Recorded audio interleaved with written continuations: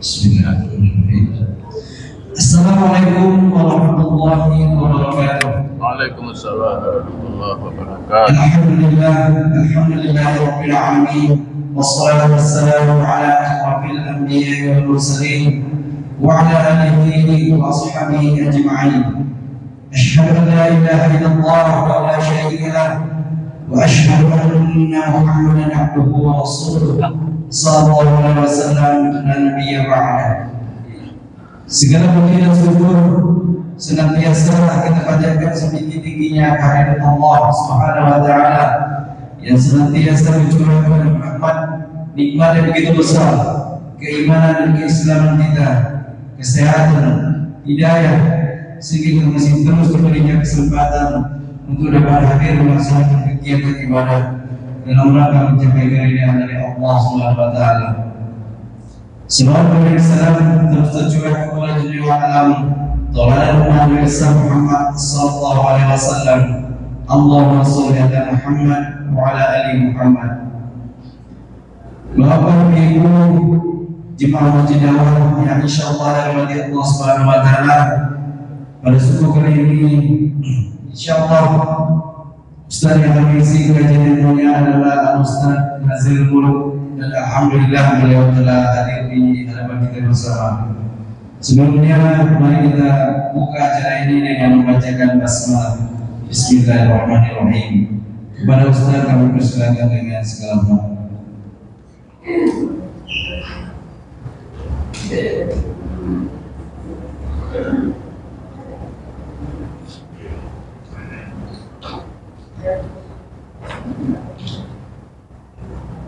Putar.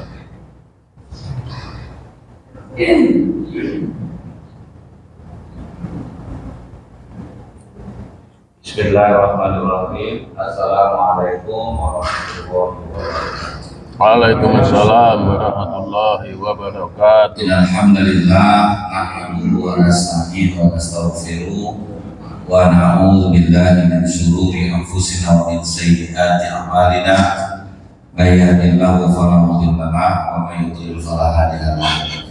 Asyhadu an la ilaha illallah wahdahu la syarika lahu wa asyhadu anna Muhammadan abduhu wa rasuluh. Allahumma shalli wa sallim wa barik ala hadzal nabiyil karim wa ala alihi wa sahbihi ajma'in. Yang saya hormati Bapak Ketua Masjid beserta pengurus, yang saya hormati alim ulama, tokoh masyarakat, sedikit Ibu, orang tua yang saya muliakan, hadirin hadirat yang semoga kita semua senantiasa dirahmati oleh Allah. Tidak usah-usahnya kita mengawali dengan ucapan syukur alhamdulillahirabbil alamin. Allah masih memberikan Bapak Ibu kekuatan iman sehingga melapangkan hati, meringankan langkah datang menuju masjid ini. Semoga apa-apa yang Bapak Ibu lakukan ini menjadi sebab mudah-mudahan segala urusan dimudahkan oleh Allah, segala kesulitan dikeluarkan oleh Allah, dan yang sakit mudah-mudahan disembuhkan oleh Allah. Amin. Bersalawat kita kepada Rasulullah SAW dan mengucapkan Allahumma sholli ala Muhammad wa ala alihi wasallam. Semoga ringanlah lisan kita ini bersalawat kepada Rasulullah sehingga kita mendapatkan syafaat yang akhir.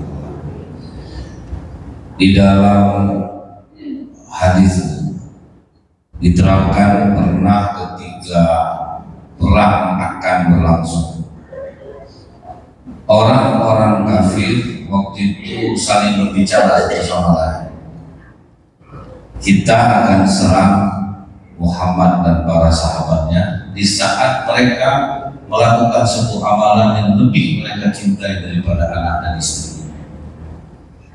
Maksudnya amalan yang lebih dicintai daripada anak dan istri itu adalah sholat berjamaah.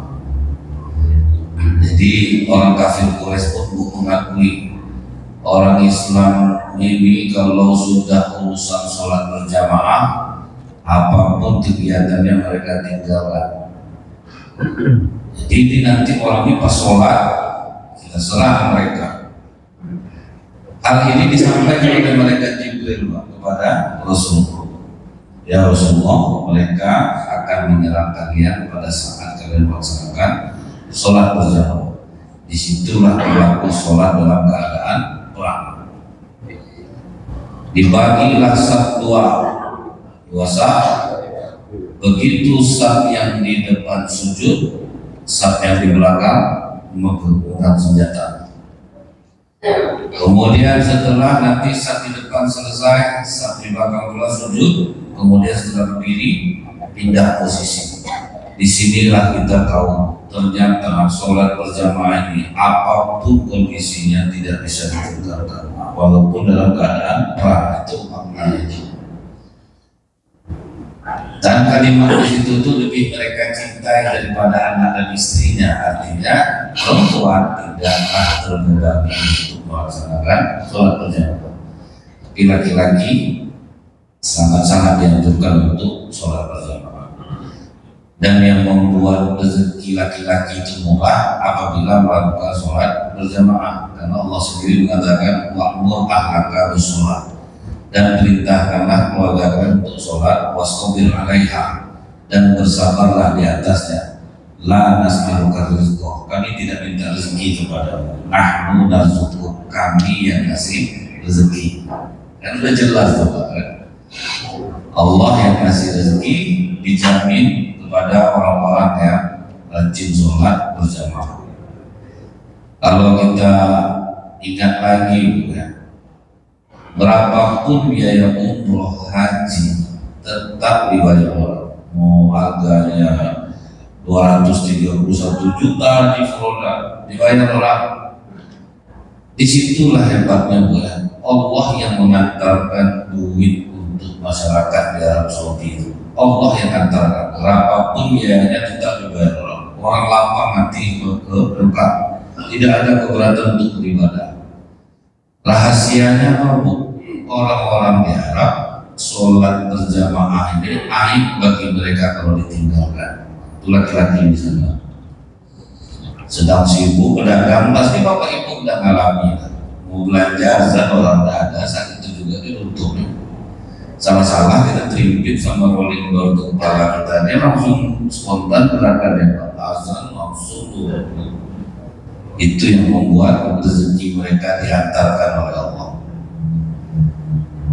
Berapa banyaknya mal-mal, kantor-kantor begitu menawar azan langsung tutup. Murah rezeki mereka dan hati mereka pun lapang. Beli barang mahal-mahal bukan untuk dimuliakan, tapi untuk dihina. Motor Harley 750 juta taruh belakang rumah itu pakai terpambu.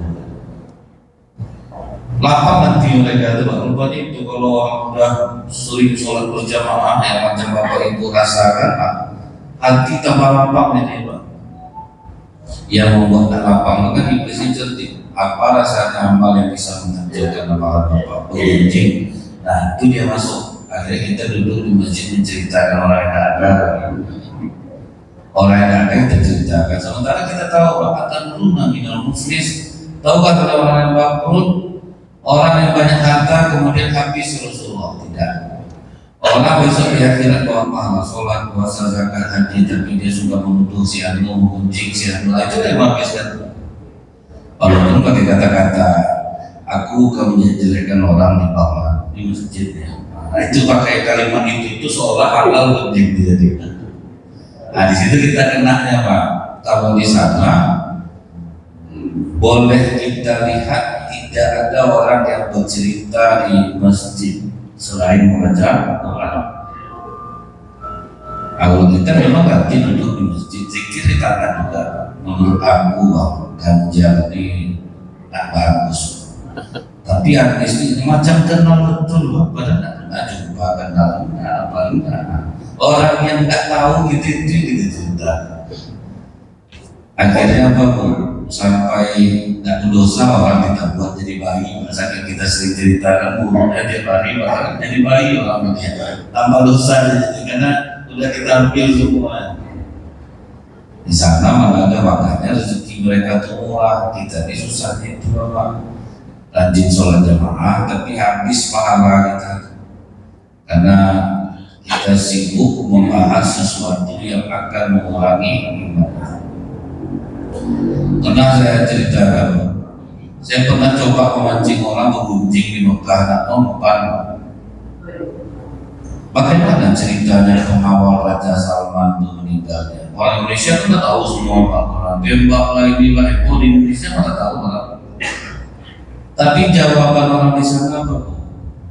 Mudah-mudahan dia ahli surga, banyak jasanya terhadap negara kami. Dia kawal raja kami setiap hari.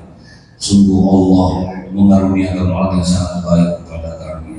Semua doa isi baik-baik aja Pak. Tidak ada sedikit pun mau menceritakan. Coba kita, ini macam mana cerita Pak duduk atau kopi ke kita ya? Itu panjang penjelasan. Dan tahu kita kesalahan kita Pak Tuhan. Kita tidak rajin sholat jamaah. Cuma karena makin jahat kelakuan Pak kan. Ada orang tidak sholat tapi hati baik. Ada orang rajin sholat hati jahat Pak. Karena ini kan yang kadang dicontoh yang anak muda apa sholat ibu tua rajin sholat mulut tajam loh. Nenek itu nak lunas sembahyang ini ngapain? Ibu itu rajin ke masjid habis makanan masjid disalin dibawa pulang. Misalnya ibu itu memang nak lunas sembahyang tidak mau dia macam itu, akhirnya itu yang jadi contohnya yang nampak. Memang ini serba misteri ibu itu ujian-ujian. Orang-orang yang sudah tahu agama itu ujiannya juga cukup berat. Nah, dari sini kita tahu Pak ya bahwa itu amalan para sahabat, mereka itu tidak ada alasan untuk meninggalkan sholat berjamaah. Makanya sholat berjamaah ini ukurannya keimanan sebetulnya. Yang namanya ujian itu mudah bagi orang beriman, berat bagi orang munafik.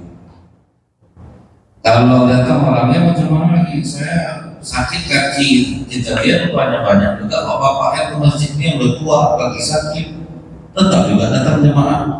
Berarti kan bagi orang beriman mudah. Bagi orang munafik apa ya Ustaz, cuma macam wajib lakunya sholat jemaah. Orang sakit ini, banyak orang sakit, tapi datang ke masjid itu gambarnya itu banyak. Ayah dia jalan ke masjid itu datang juga, macam ibu yang udah sepuh, bangun subuh-subuh. Jalan udah payah pakai tongkat duduk bisa jalan jawab. Nah, jadi ini ukuran itu keimanan.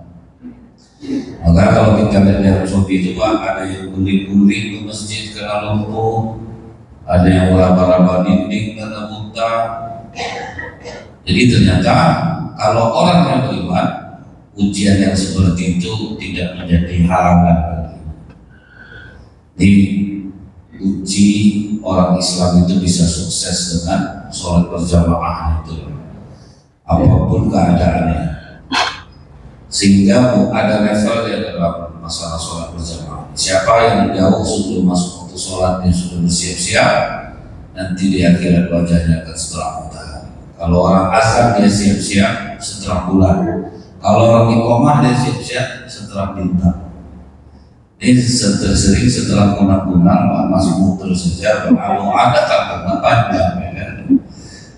Jadi ada level Pak. Orang yang berada di masjid dapat saf yang di depan itu beda lagi penilaiannya, dapat saf di depan di sebelah kanan beda lagi penilaiannya.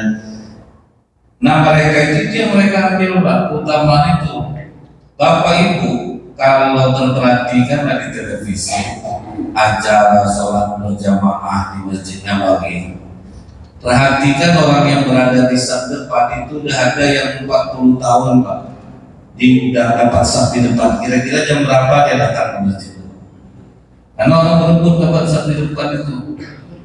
Ada yang sudah 37 tahun, jam berapa dia ngintainya supaya dapat sholat di depan itu. Dia levelnya beda-beda. Di sana rata-rata mereka mengambil level yang tertinggi.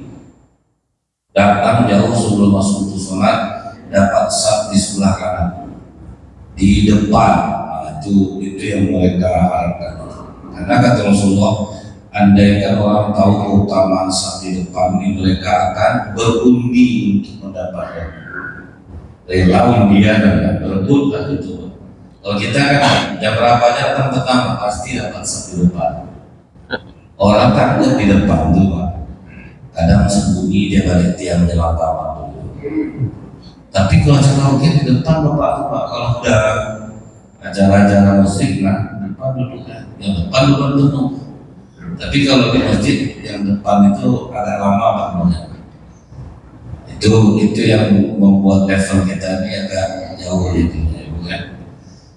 Nah kemudian Pak, saking sangat utamanya sholat berjamaah itu sampai Rasulullah pernah menunda sholat subuh untuk menunggu alihan. Mungkin kita masih ingat di sini. Kita ingin tahu betapa pentingnya ternyata sholat berjamaah.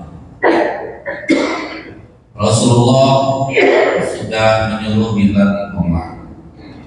Setelah Bilal iqamah, Rasulullah melihat dari arah ujung sampai ke ujung. Diperhatikan oleh Rasul. Jadi imam melihat ke belakang Pak sambil mengaksen jamaah. Ada nggak yang belum datang ilmu dari ujung? Ternyata Ali bin Abi Thalib radhiyallahu anhu tidak ada di sana. Kata Rasulullah, tunda dulu sholat subuh. Ditunda karena Rasulullah tahu betul sahabat untuk sholat berjamaah ini apapun akan mereka lakukan. Tidak mungkin Ali tidak ke masjid. Ditunggu lalu sangat lama menunggunya. Namun Ali tidak datang. Jadi kalau di masjid kita ini jangan ditunggu lah Pak. Dia tidur orang yang apa tunggu betul lah. Tunggu dulu kata Ustaz dulu, tunggu dulu. Nunggu kadang Pak ya. Jamaah ini jelas sudah ada iqamah di situ. Tetap juga ego tinggi Pak. Dia paksa kita sholat sunat karena orang ukur lah waktu sudah ada.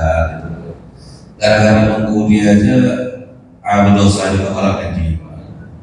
Pasti tunggu kadang untuk datang lebih panjang dan banget lebih lama kan. Jadi ini tidak usah nunggu orang kita itu juga harus beradab. Ketika di masjid ya jam iqamah tidak dekat udara, tidak usah dekat sholat. Itu aja tidak gangguan ya. Nah kemudian karena terlalu lama Pak, nyaris hampir habis waktu subuh, fajar sudah mulai naik. Kata Rasulullah sudah kita laksanakan saja sholat subuh. Rakaat pertama sudah selesai. Naik Rasulullah di rakaat yang kedua. Begitu rukuk di rakaat yang kedua, turun malaikat Jibril, ditahan tubuh Rasulullah. Tidak bisa ditindak Rasulullah. Dan itu waktunya lama. Saking lamanya sahabat yang menjadi makmum mengintip-intip karena takut terjadi apa-apa pada diri Rasulullah. Nah disinilah kita harus paham, apabila imam melakukan satu gerakan terlalu lama dan gerakan itu tidak terlihat, jamaah dibolehkan untuk mengintipnya dan tidak membatalkan sholat. Nah ini ilmu nih Bu. Orang bilang mungkin batal sholat, jadi tidak. Sahabat melakukan itu Pak. Karena kurangnya pengetahuan, inilah yang terjadi di Masjid Taqwa Pasar Pusat beberapa tahun yang lalu. Ustadz itu semoga Allah merahmatinya karena sudah wafat. Beliau ceramah antara maghrib sama isya. Waktu itu Masjid Taqwa sedang dalam tahap pembangunan dan di tempat imam itu pintunya belum ada, jadi terbuka. Ustadz ini membawa laptop yang saat itu masih langka, ditaruhnya dekat samping pintu. Pas sujud terakhir masuk maling Pak, diambilnya laptop Ustadz, dikejar Ustadz itu sedang sujud. Sedang sujud Pak, maling itu masuk, dikejar nyala maling itu tertinggal jamaah sedang sujud Pak. Tidak ada yang intip satu pun, merah-merah muka orang lama sujud. Tidak ada yang intip. Ada yang berair hidungnya, ya kalau ada tua itu kan kadang hidung juga keluar air apa. Sadarnya apa Bu, terdengar suara Ustadz maling. Karena dia punya rutin di situ udah paham suara Bapak atau ada yang nengok. Lalu sadar aja, rupanya imam kejar maling. Saya pada tahu asal jumpa Ustaz itu ya saya betul saja. Asal jumpa beliau tuh adegan saya kejadian itu gimana lah adegannya waktu dia meninggalkan orang sujud tuh. Oh dulu viral betul tuh Pak di Imam Bonjol lah, Ustaz kejar maling gitu. Kalau siapapun itu ya, laptop itu kan bukan barang murah Pak. Menyelamatkan diri dalam keadaan sholat berjamaah, gempa bumi berarti tidak sudah tidak berdosa Pak, boleh. Janganlah sampai gempa bumi bisa menyelamatkan diri kita tetap kecuali memang iman sudah kuat ya Pak. Nah dulu dia mau gempa tetap yang berada di sana tuh. Nah jadi dari sini kita lihat apa Bu?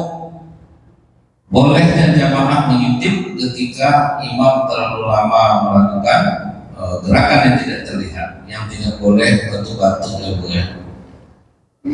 Dia batuk jamaah ini ada dua Pak. Ada yang memang dia batuk, ada yang kasih kode Pak, supaya imam mempercepat. Itu ada juga. Dan panjang kayak imam. Nah, itu masih banyak itu Pak.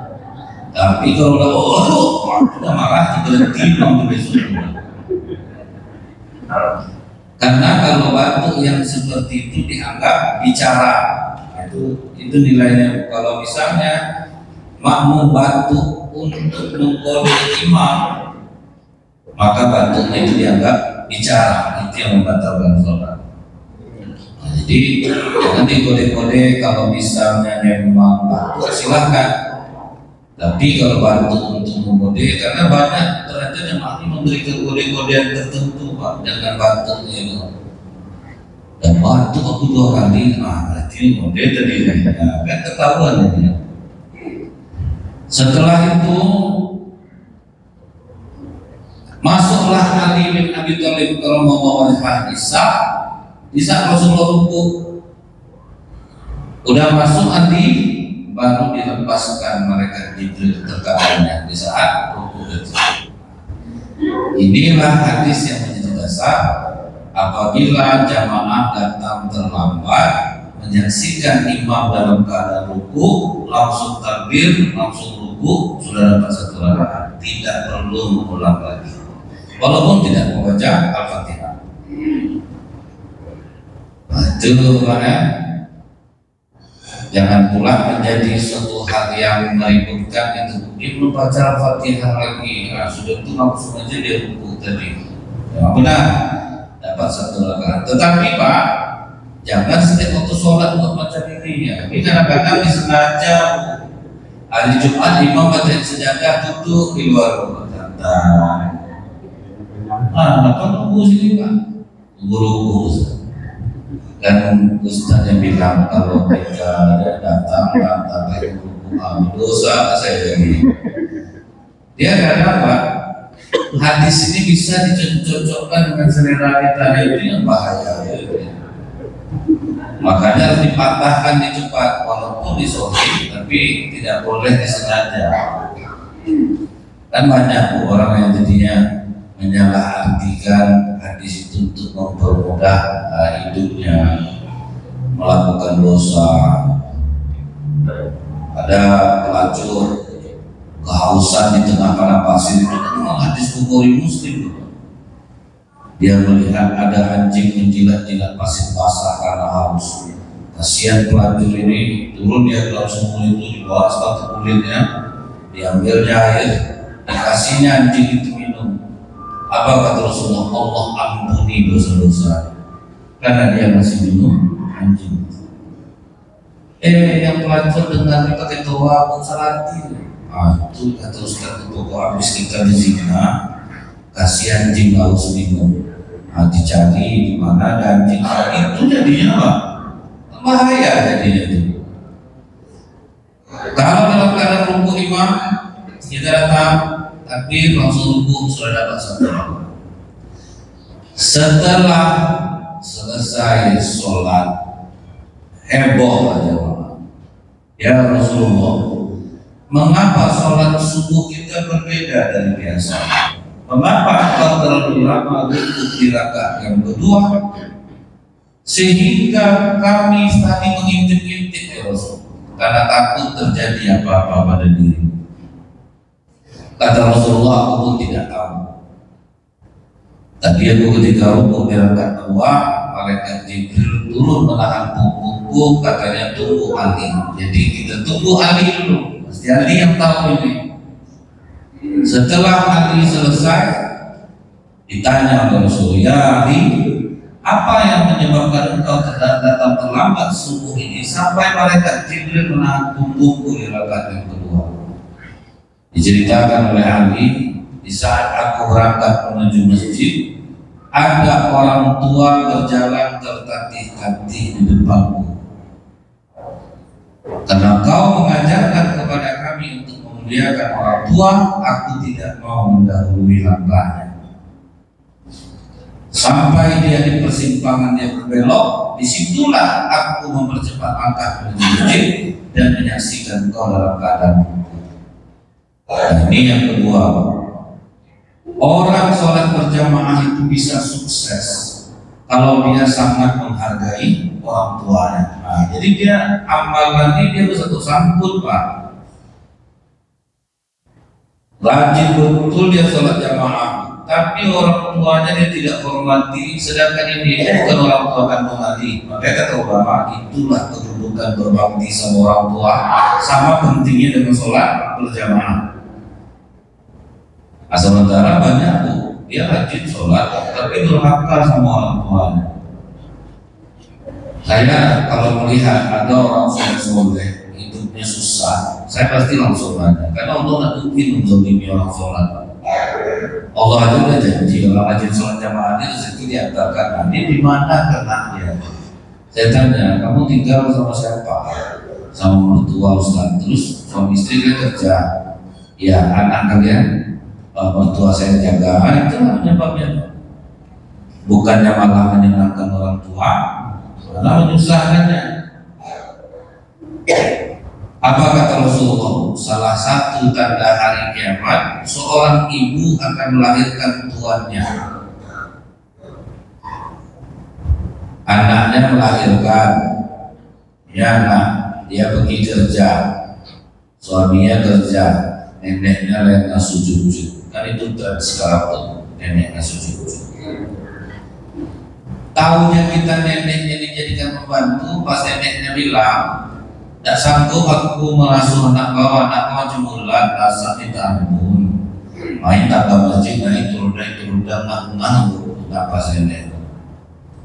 Ya tak masalah sih Pak, kalau mama memang tak sanggup. Tapi maaf ya Pak, aku tak bisa kirim uang bulanan lagi, karena kan aku harus nyari pembantu. Berarti dia sudah anggap ibunya pembantu. Nah itulah seorang ibu melahirkan tuannya. Datang nenek dibilang kami ridho, nenek ridho Allah ya tak ridho, itu masalah. Jadi nenek yang menahan anaknya tinggal di rumah di lengan mama, itu ngancurkan hidup anak.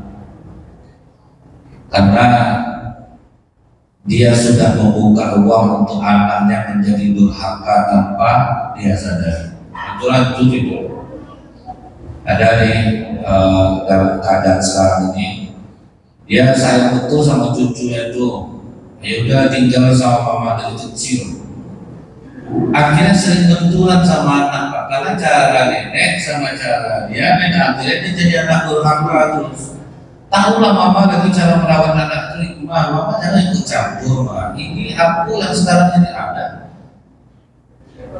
Nenek 2 kali cucu minta lemah sama dia. Dia demam nih, beli es krim nih, jangan sakit. Nenek, kasih. Datang mamanya pulang, mama kasih es dia tahan mama dia minta apa pula salah nama anak mama itu berangkat lawannya dia Pak. Tentu kayak sudah tuh terlalu nampak aib anak, aib menantu. Istri kau tuh kasih tahu lah tuh, karena pergi kerja kau yang tidur dia adunya menantu sama anaknya sama istrinya. Bilang sama istri kau tuh jadi banyak tuh orang tua bisa menjadi penyebab hancur rumah tangga, karena tinggalnya di satu tempat. Maka Rasulullah katakan yang sudah menikah usahakan dia tidak yang sama orang tua. Itu yang banyak terjadi. Maka banyak orang soleh-soleh berpayah-payah hidup. Saya bilang, Pak, tak mungkin Allah dan dia kalian tak taat ibadah Al-Quran bagus-bagus hafalan kalian, tak mungkin hidup kalian susah. Langsung saya tanya ke orang tuanya, bagaimana dia ke orang tua. Itu yang banyak yang kena itu. Ternyata kedudukan orang tua itu sangat sakral di dalam Islam. Pernah yang pernah saya sampaikan ini, pengusaha kaya atau bapak ibu yang sukses dan tenang hidupnya saat ini, saya yakin bapak ibu pasti anaknya berbakti kepada orang tua. Yakin saya. Rata-rata ketika kita bertanya sama orang-orang yang hebat-hebat, ternyata mereka memperlakukan orang tuanya seperti raja, betul-betul seperti raja. Ada pernah saya sampaikan pengusaha berlian di Pekanbaru. Saya kira dia kaya raya itu hidupnya mudah karena hanya rajin sedekah. Dan memang saya tahu dia mau rajin sedekah, Pak. Pemberi betul, suka kasih orang. Tapi saya lihat kan ada amalan lain lah bapaknya. Karena harta itu berlimpah-limpah dan mendapatkannya itu Pak via telepon aja kadang mendapatkan 40 juta, 20 juta. Dimudahkan oleh Allah jalan dia itu. Karena kalau efek sedekah tidak mungkin sampai di situ betul itu. Kemudahannya itu tidak mungkin sampai di atas rata-rata. Barulah saya tanya waktu itu, Bapak tahun 20 itu. Waktu itu Bapak tahun umur 63 tahun. Mak saya masih ada kerja. Umurnya hampir 100, tapi masih enak mak saya diajak ngobrol. Sesekali jalanlah kita ke rumah Pak Haji, saya mau ketemu lah sama Mak Haji. Ayolah. Jadi pas saya sampai di sana, rumah megah dia di depan, di belakang rumahnya ada rumah bagus pula. Ini rumah Mak saya. Kok terpisah rumahnya Pak Haji? Bagi saya Ustaz, bintang mama saya itu berlaku dan mesti diberi. Jadi mak saya bilang, saya tidak mau tinggal satu rumah sama kau, buatkan satu rumah di sini. Terpaksa saya beli rumah tetangga saya, tidak jual Ustaz. Kira-kira berapa saya harus menggelontorkan dana. Dia tidak mau tinggal semua, tapi harus dekat situ. Tetangga ada di belakang, tidak mau jual rumah, dikasih harga tinggi supaya jual Pak. Saya buatkan rumah lagi di belakang ini untuk rumah saya. Satu pagar tadi ya. Begitu kami sholat asar, baru hampir ke rumah mak itu perawatnya buka. Di situ saya kaget, macam ratu mak itu duduk, dia jongkok, padahal dalam 3 Bapak, jongkok dia kelutut maknya. Tahu ibu permintaan mak itu, mak saya kaget. Mak tadi nonton TV, ada nampak mobil putih panjang bagus, banyak pembantunya. Apa tadi naik mobil itu? Valpair naik. Bisa tak kau beli rumah? Bisa Mak. Ada Pak? Langsung kata bisa Pak. Warna apa Mama mau? Warna putih. Kalau warna putih menunggu kita mana apa Pak? Apa? Langsung ada. Pokoknya kehendak berlaku minta diberi. Emak saya itu seperti raja dan ratu bapak saya itu, dan saya sangat takut melawan perintahnya. Itu yang saya lakukan. Oh inilah mengolah rezeki. Anak-anak sekarang berikanlah mama TV yang lama ini. Mama ini udah tua, nggak usah dunia juga ya mama pikirin. Dia nggak apa-apa. Papa juga Pak. Berzikir kita berapa pelek Pak mau ngasih. Papa saya berzikir aja lah mama lagi udah tua-tua ini jangan nonton TV Pak. Itulah banyak menyulitkan hidup orang. Dan kebalikannya saya ketemu seorang perempuan yang hidupnya kaya raya tapi menderita. Ini kebalikannya lagi Pak, kaya raya tapi menderita. Ada 2 ibu-ibu, ajah dua-duanya dan rajin sholat. Yang satu tidak begitu parah, yang kedua yang sangat parah. Yang satu ini dia bilang, Pak, saya ini bukan meninggi ya Ustaz. Saya ini sudah naik haji 2 kali. Kalau umroh itu hampir setiap tahun. Dan maaf bicara Ustaz, masjid di kampung ini 80% saya yang membangun. Saya tahu ibu tidak tinggi. Ini ada pertanyaan di balik itu.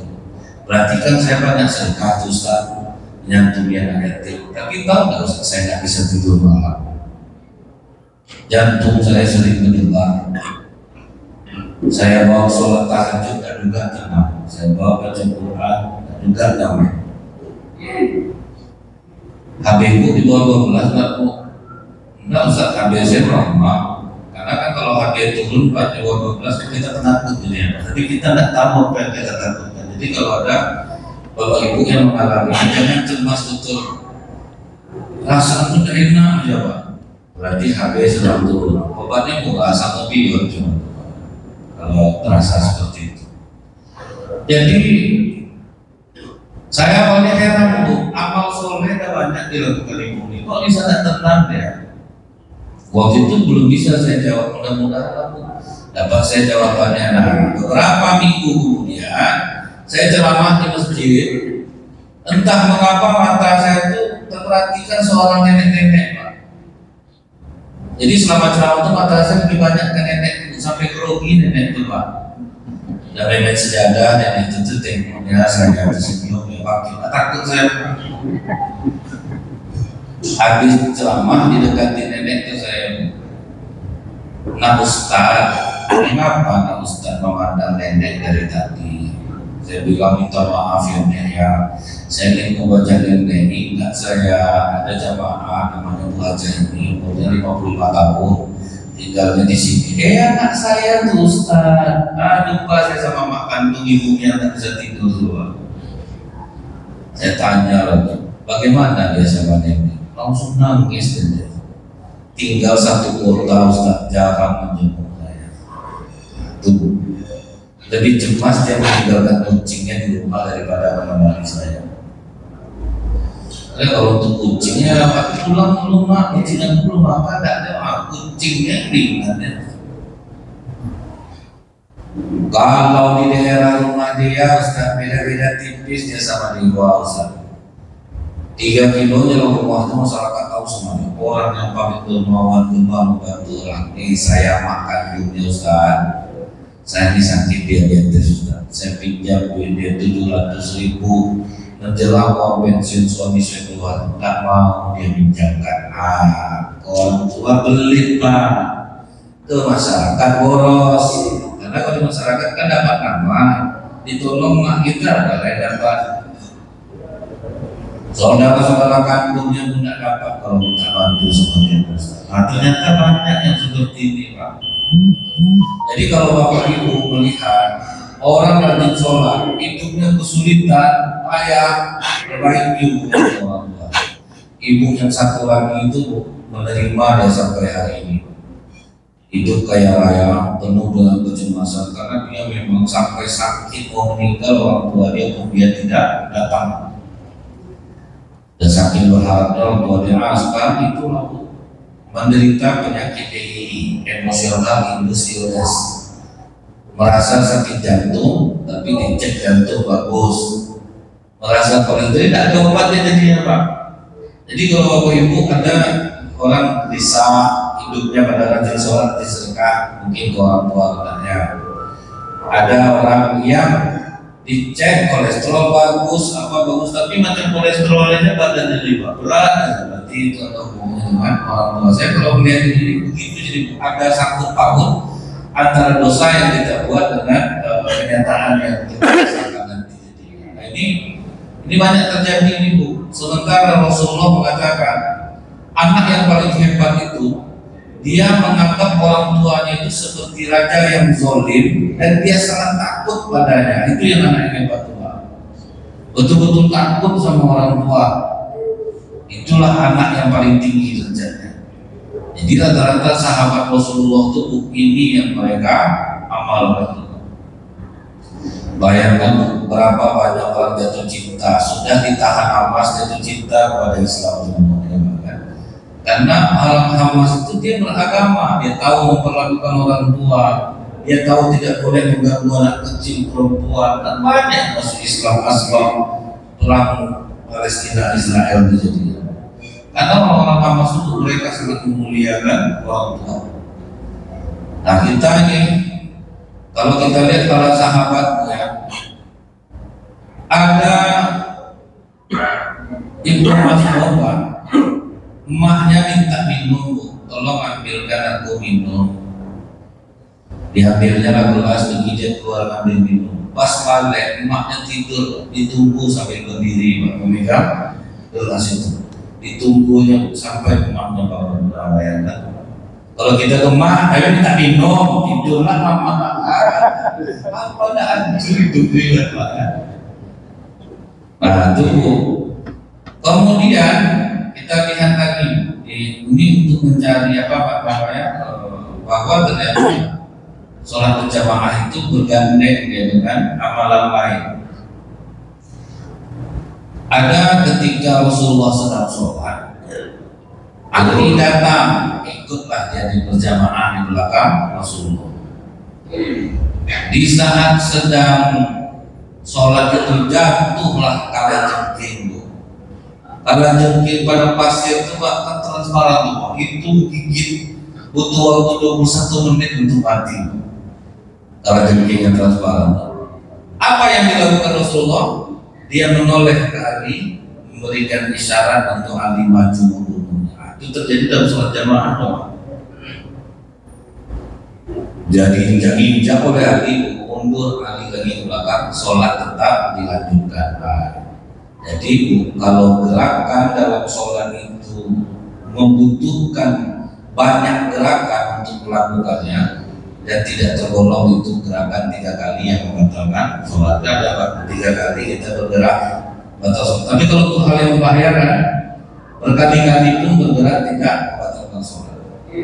Jadi janganlah kita ditahan, nampak lipat dewan, bahkan kita senang sholat. Jangan bunuh lipat itu.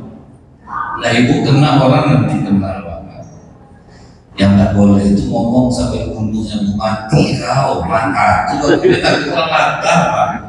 Di masjid itu Bu, yang jadi yang kasihan itu kadang orang lantar Pak. Ada bapak-bapak tuh lantar sedang sholat sunat. Saya nggak tahu udah ada orang atau enggak. Saya bertanya ke bapak yang satu lagi Pak. Udah azan orang Pak, sedang sholat dijawab udah Ustaz.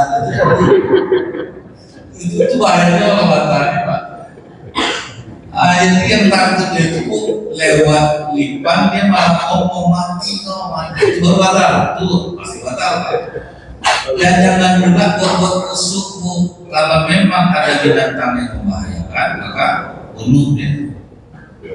Saya waktu sholat, imam itu membaca surah Al-Baqarah tentang sedekah. Masalul ladzina yunfiquna amwalahum fi sabilillah kamathali habatin anbatat sab'a sanabila fi kulli sumbulatin mi'atu habbah wallahu yudha'ifu liman yasha' wallahu wasi'un alim. Itu ayat tentang satu bulir kita bersedekah jadi 7, masing-masing kakak itu berbuah 100. Jadi sedekah di jalan Allah itu 700 kali lipat. Tapi bapak di sebelah saya itu seduh-seduh menangisnya. Jadi saya berpikir ini bapak mungkin dulu dia punya banyak harta tapi tidak mau bersedekah sehingga dia terharu mendengar itu. Tapi saya iri Bu, mendengar air matanya itu Pak, iri saya. Habis selesai sholat, zikir, doa, saya dekati orang Pak, di bagian ayat yang mana itu Bapak lipat digigit. Bagus harganya udah bagus harganya. Lipat itu kan kalau dia gigit, di kita jepit, kita kuat Pak. Itu makanya nangis itu Allah dulu. Maksud saya kalau dalam keadaan itu bunuh binatang itu, jangan sampai dibiarkan. Kita sholat kita khusyuk atau apa jadi salah. Dan itu ingat dia dilakukan dalam keadaan sholat berjamaah. Nah yang terakhir Pak, Rasulullah itu sedang sholat berjamaah. Ada cucunya Umamah binti Abdul As.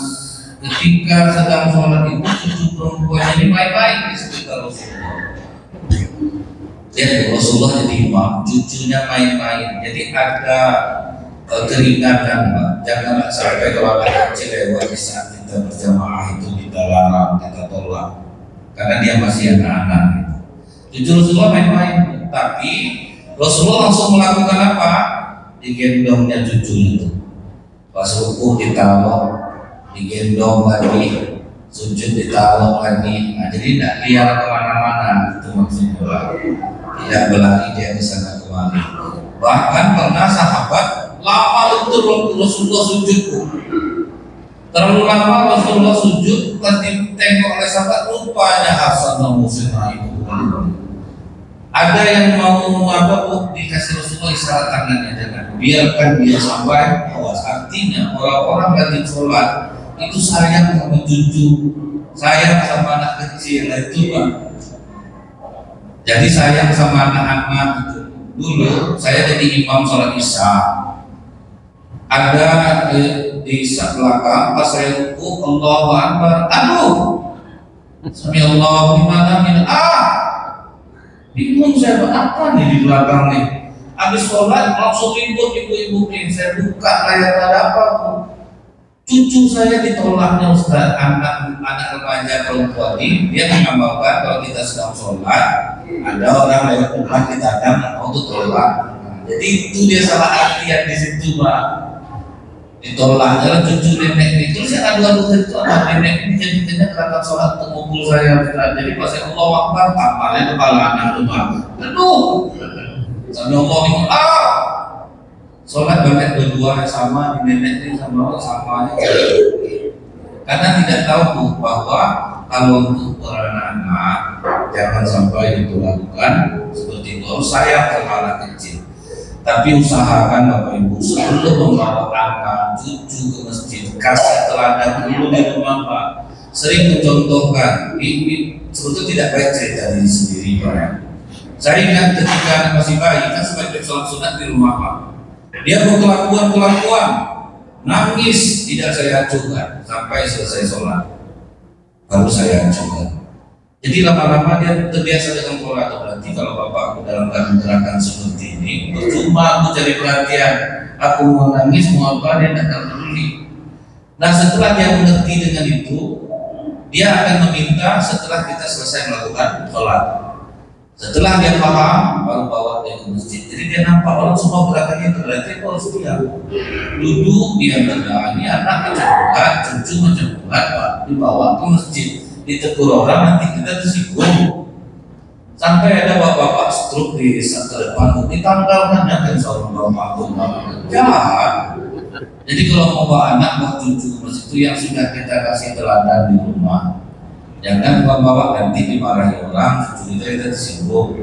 Ya saya ingin mendidik anak cucu saya dari dini, ya betul, kasih teladan dulu di rumah. Kalau di masjid nggak boleh ini, tidak boleh ini, kan disampaikan Bapak. Nah, jadi jangan sampai stres orang berdosa, orang nanti gara-gara dia ditahan berkelahi. Tapi ingat orang yang rajin sholat itu sayang kepada anak kecil, itu yang harus dipahami. Subhanallah wa bihamdika, asyhadu an la ilaha illa anta, astaghfiruka wa atubu ilaik. Assalamualaikum warahmatullahi wabarakatuh. Waalaikumsalam warahmatullahi wabarakatuh.